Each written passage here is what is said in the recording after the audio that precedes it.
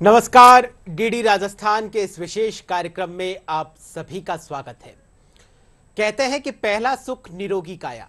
जी हां, इसी काया को निरोगी रखने में योग अपनी एक महत्वपूर्ण भूमिका निभाता है। योग हमारी अमूल्य धरोहर है। योग हमें हमारी सांस्कृतिक विरासत के तौर पे मिला है और हमारी इसी सांस्कृतिक विरासत को पूरा विश्व समझ चुका है। पूरा विश्व योग के पथ पर चल पड़ा है। पूरे विश्व में योग को लेकर कई तरह के कार्यक्रम आयोजित किए जा रहे हैं। आज की हमारी चर्चा का विषय भी योग ही है।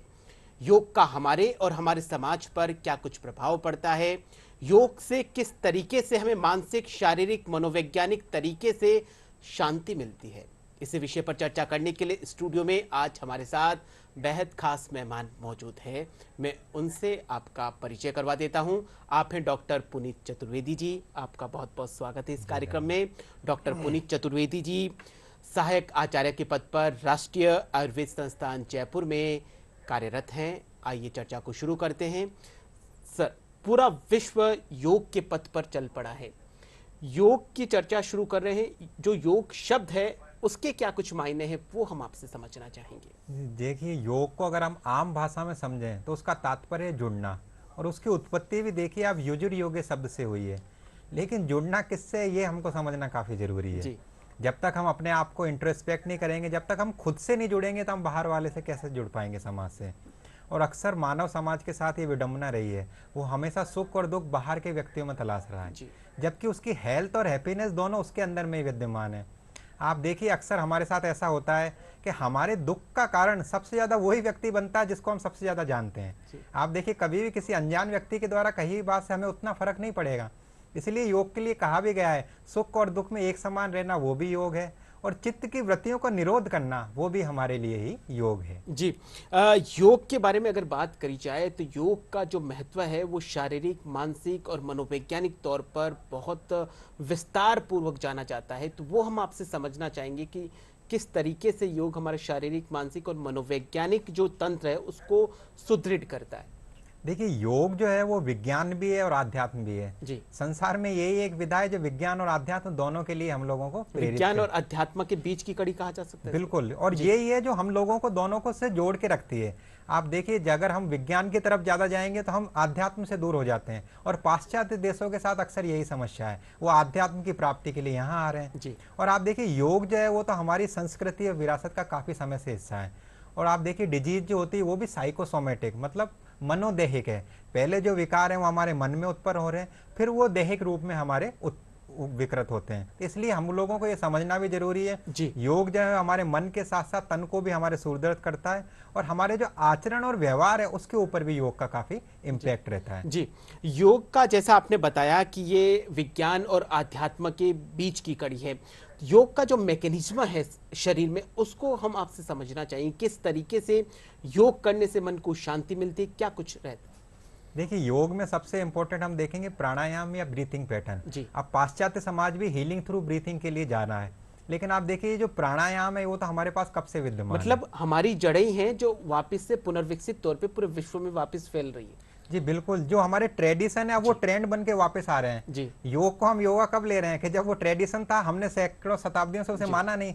पिछले 10 वर्षों से जब वो इतना बड़ा हो गया तो हमने मान लिया। लेकिन आप देखिए, getting bigger is not important in yoga, going deeper is more important. तो इसीलिए योग के लिए भी सारी चीजें इंपॉर्टेंट। और जैसे मैं प्राणायाम के ऊपर बात कर रहा था, आप देखिए हीलिंग थ्रू ब्रीदिंग कितना इंपॉर्टेंट फैक्टर है। ज्यादातर हम लोग योग में बात करते हैं कि हम लोग गहरी लंबी सांस लीजिए। आप देखिए, बेबी जब भी सोता है उसका एब्डोमेन पूरी तरह से ऊपर और नीचे होता है। वो जो ब्रीदिंग है वो नेचुरल ब्रीदिंग है। हमारे साथ क्या हो रहा है, हम लोग शैलो ब्रीदिंग कर रहे हैं। आप देखिए, जब भी हम लोग गुस्सा या तनाव आता है, हमसे यही कहा जाता है गहरी लंबी सांस लो बेटा, कि थोड़ी देर गहरी लंबी सांस लो। उसका मीनिंग भी यही है कि हम सिंपैथेटिक से पैरासिम्पैथेटिक नर्वस सिस्टम की ओर शिफ्ट हों। बिल्कुल। इसको सरल भाषा में किस तरीके से समझें? इसके सरल भाषा में आपको समझने का एक तरीका है कि आप देखिए, आप अपना एक हाथ एब्डोमेन के ऊपर करेंगे और फिर आप इनहेल करेंगे। तो आप देखिए, जब हम लोग इनहेल कर रहे हैं तो एब्डोमेन एक्सपेंड होना चाहिए, पर ज्यादातर लोगों के साथ उल्टा हो रहा है। जब आपने बैलून के अंदर हवा भरी तो एब्डोमेन कॉन्ट्रैक्ट हो रहा है। तो आपका ब्रीथिंग पैटर्न ही आप जब गलत है तो उसका बायोमैकेनिक कैसे सही होगा। अब देखिए, उसका सही तरीका क्यों नहीं हो रहा, क्योंकि हमारी जो ब्रीदिंग है शैलो हो गई। छोटा जो बेबी, उसको ना कोई स्ट्रेस है, ना एंजाइटी है, ना उसके मन में कोई ईर्ष्या, ना द्वेष का भाव है। उसकी जो ब्रीदिंग है नेचुरल ब्रीदिंग है, तो वो डीप ब्रीदिंग या फिर योगिक ब्रीदिंग कर रहा है। हमारी जो ब्रीदिंग है शैलो ब्रीदिंग या फिर डायफ्रेगमेटिक ब्रीदिंग हो चुकी है। तो इसलिए हमको योग ब्रीदिंग के लिए, डीप ब्रीदिंग के लिए जरूरी है हम प्राणायाम को उचित मात्रा में करें और पूरा कुंभक रेचक का भी अभ्यास करें। योग का पूरा मैकेनिज्म की अगर बात करी जाए तो ये किस तरीके से रहता है? योग के मैकेनिज्म में आप देखिए हम लोगों को 3 प्राणायाम में सबसे इंपॉर्टेंट फैक्ट है, पूरक, कुंभक और रेचक। ज्यादातर व्यक्ति आप देखिए प्राणायाम करते हैं तो किस तरह से कर रहे हैं, अनुलोम लिया, सांस छोड़ी, फिर एक्सेल में एक्सेल किया। कुंभक का हम लोग उपयोग ही नहीं कर रहे, उसमें श्वास को लेना, ब्रेथ को रिटेन करना और देन एक्सेल करना, तीनों चीजें इंपॉर्टेंट हैं। और उसमें भी देखिए इनहेल, ब्रेथ को रिटेन और एक्सेल, इनको हम ब्रह्मा विष्णु महेश की तरह भी मान सकते हैं जी। इनहेल की तरह हमने शुद्ध वायु बॉडी में ली ब्रह्मा की तरह, विष्णु की तरह वो बॉडी में एसिमुलेट हुई, और जो अशुद्ध वायु है वो महेश की तरह शरीर से बाहर गई। तो कितना अच्छा कॉन्सेप्ट है। और इसके अलावा आप देखिए इसको जीओडी गॉड, मतलब जनरेटर, ऑर्गेनाइजर और डिस्ट्रॉयर, इस रूप में भी ले सकते हैं। लेकिन उसका आइडियल अनुपात हमको पता होना जरूरी है। आप देखिए उसका जो आइडियल अनुपात है वो 1, 4 और 2, मतलब 1 सेकंड हमने इनहेल किया तो 4 सेकंड तक होल्ड करें और 2 सेकंड तक एक्सेल करें। लेकिन ज्यादातर कंडीशन में उल्टा हो रहा है, अगर हमने इनहेल 1 सेकंड किया तो एक्सेल हम आधे सेकंड में ही कर दे रहे हैं। मतलब एक सेकंड तक तो इनहेल करना है, 4 सेकंड तक सांस को रोक के रखना है और 2 सेकंड एक्सेल, मतलब अशुद्ध वायु पूरी तरह से बॉडी से बाहर जानी चाहिए, प्योरीफाई हो एक तरीके से, तब जरूरी है। और हमारे साथ उल्टा है, हम लोग शुद्ध वायु तो ले लेते हैं लेकिन अशुद्ध वायु रेजिडुअल वॉल्यूम में बॉडी में रह जाती है, इसीलिए हम लोगों को स्ट्रेस, एंजाइटी, ये सारी समस्या होती है। तो डिटॉक्सिफिकेशन ऑफ बॉडी कोई किसी भी फ्रूट जूस या करेले या नींबू के जूस के द्वारा नहीं होता, वो हमारे ब्रीथिंग पैटर्न के द्वारा ही होता है। उसके लिए जरूरी है कि जो शुद्ध वायु हमने ली है, अशुद्ध वायु पूरी तरह से बॉडी से बाहर भी निकल सके। ऐसे कौन से योगाभ्यास है जो हमें रोज करनी चाहिए? देखिए योगाभ्यास में ज्यादातर तो कॉमन योगा प्रोटोकॉल जो हम लोगों ने डिसाइड किया मिनिस्ट्री ऑफ आयुष की तरफ से, वो ठीक है। इसके अलावा आप देखिए कई बार व्यक्ति को ऐसा लगने लगा था कि वो बाहर जाके 1 घंटे तक या 45 मिनट तक योगाभ्यास नहीं कर सकता, तब भी मिनिस्ट्री ऑफ आयुष की तरफ से हम लोगों ने योगा ब्रेक लॉन्च किया। जिस तरह से टी ब्रेक, कॉफी ब्रेक होता है, उसी तरह से योगा ब्रेक का छोटा रूप है कि आप चेयर पे बैठे हुए, विशेष रूप से ऑफिस गोइंग, क्योंकि आप देखिए सिटिंग इज न्यू स्मोकिंग, कि स्मोकिंग के कारण जो हेल्थ हैजर्ड हो रहे थे वो सिटिंग के कारण हो रहे हैं। इसीलिए हम लोगों ने योगा ब्रेक उसमें लॉन्च किया कि 5 मिनट में आप अपनी सहूलियत के हिसाब से जो करना चाहें वो कर सकते हैं। जी बिल्कुल, उसमें आपको ये में बांट के हम टी ब्रेक, कॉफी ब्रेक क्यों ले रहे थे, उसका मतलब ये था वापस से रीफोकस करें, एनर्जाइज करें। तो उससे अच्छा है ना हम लोग योगा ब्रेक ही करें। जब हमको अपनी एनर्जी को चैनलाइज ही करना है तो हम योगा ब्रेक के लिए, उसमें आप देखिए बैठ के ही, आप देखेंगे 5 मिनट का क्रम है, बैठ के ही हम जो भी एक्सरसाइज कर सकते हैं, मूवमेंट कर सकते हैं, ब्रीथिंग प्रैक्टिसेस कर सकते हैं, वो योगा ब्रेक के अंतर्गत। आपने योगा प्रोटोकॉल का जिक्र किया जो भारत सरकार ने जारी किया है, ये योगा प्रोटोकॉल क्या है, इसमें कौन कौन से योगा शामिल है? देखिए कॉमन योगा जो प्रोटोकॉल है उसमें आप देखिए भारत सरकार ने किस तरह से उसको बनाया है कि सबसे पहले हम लोग सूक्ष्म व्यायाम का प्रारंभ करते हैं।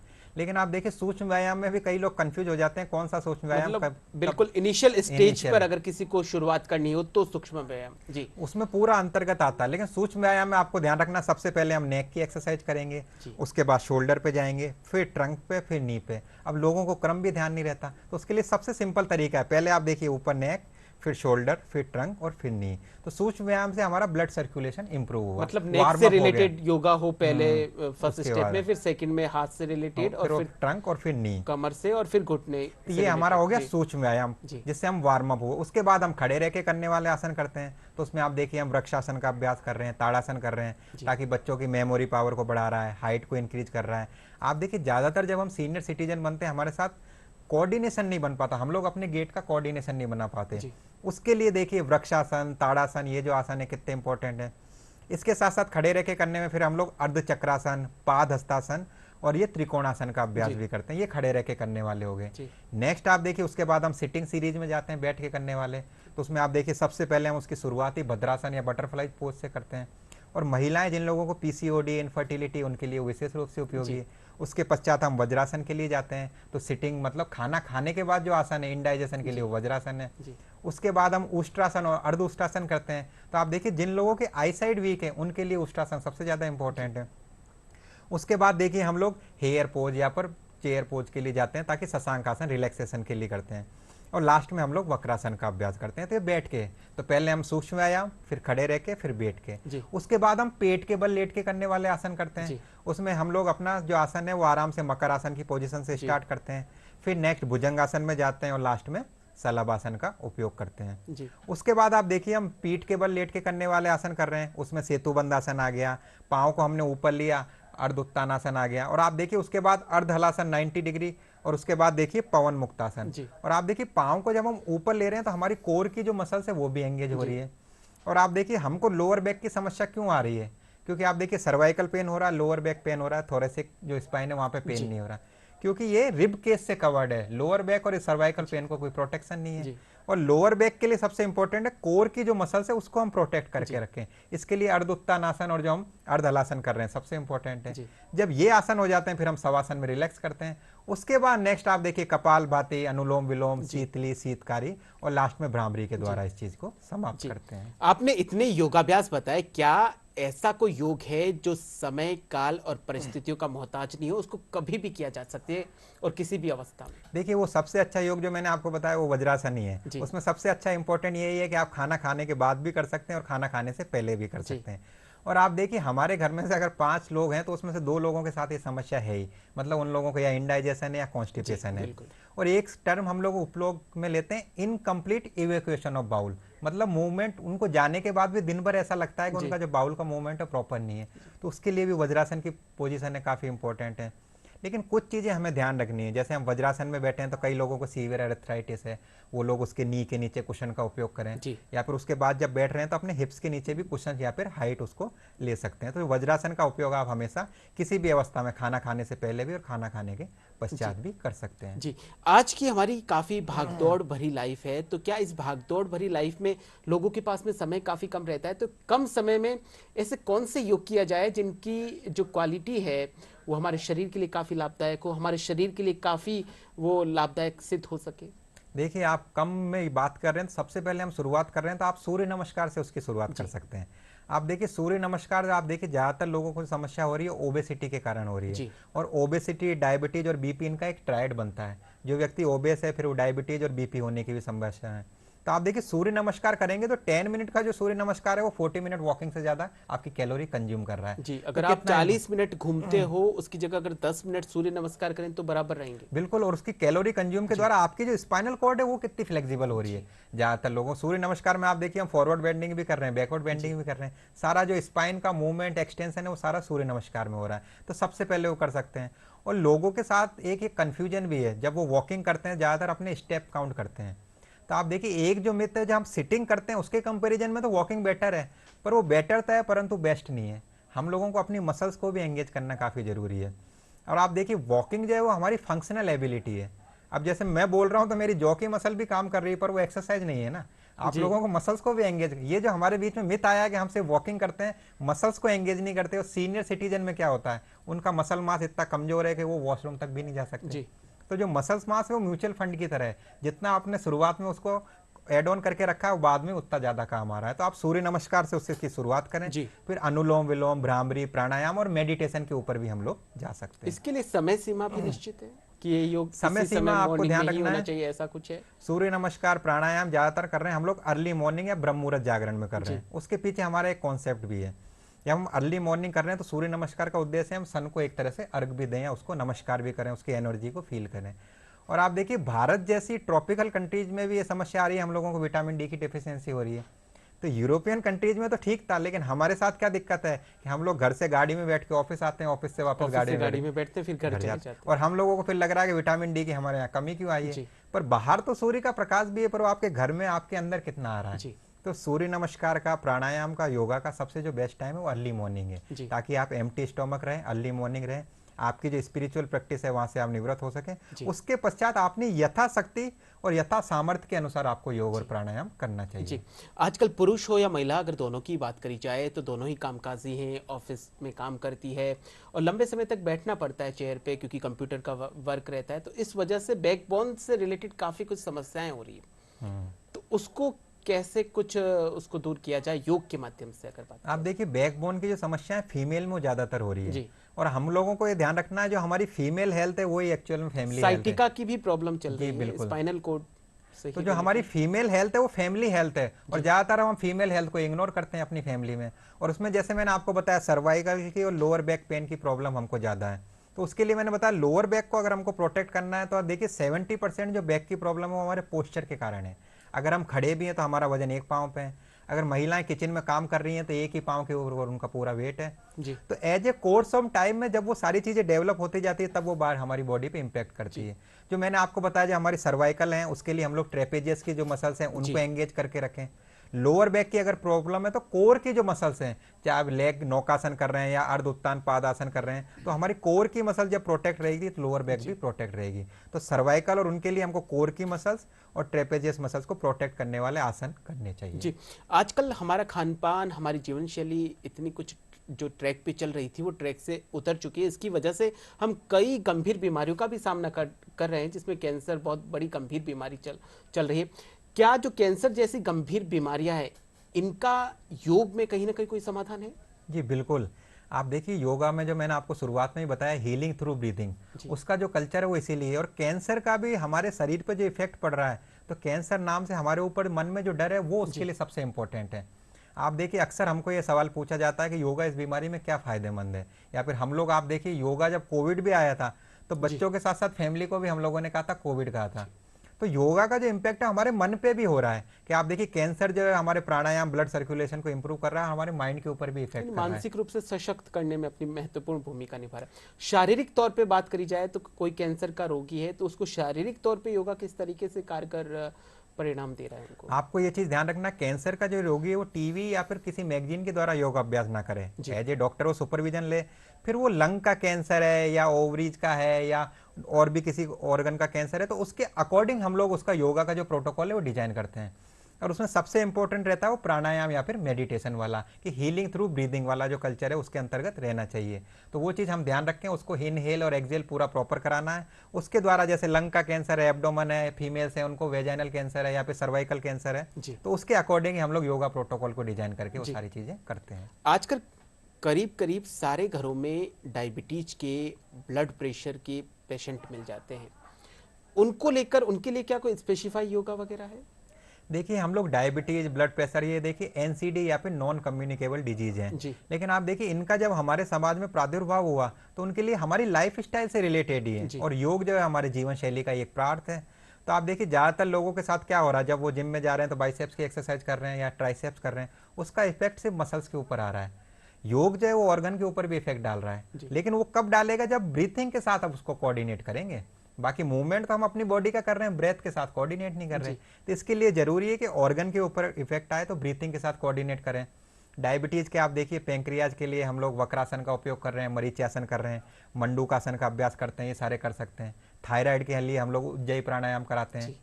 बीपी के लिए हम लोग शीतली, शीतकारी, चंद्रभेदी प्राणायाम, इन सब का उपयोग हम लोग कर सकते हैं। ब्लड प्रेशर का कोई पेशेंट है तो क्या वो उस स्थिति में प्राणायाम वगैरह कर सकता है, अनुलोम विलोम? जी बिल्कुल। एक कॉन्सेप्ट जो बेसिक आपको हमेशा ध्यान रखना है, हमारे राइट और लेफ्ट दो नोस्टिल हैं।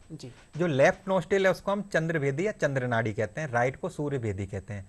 जो लेफ्ट है वो हमारा ठंडा है और राइट जो है वो गर्म है। तो मान लीजिए कोई व्यक्ति जिसको हाई बीपी की शिकायत है या हमारे सीनियर सिटीजन है, हमारे पास घर में कोई मेडिसिन भी नहीं है, तो मैंने क्या बताया, लेफ्ट जो है हमारा चंद्रमा है मतलब ठंडा, तो हमको उसको चंद्रभेदी प्राणायाम कराना है। मतलब राइट को बंद करना है, लेफ्ट से इनहेल करेंगे, राइट से एक्सहेल, वापस लेफ्ट से इनहेल, राइट से एक्सहेल, मतलब लेफ्ट नोस्ट्रिल को एक्टिवेट करेंगे।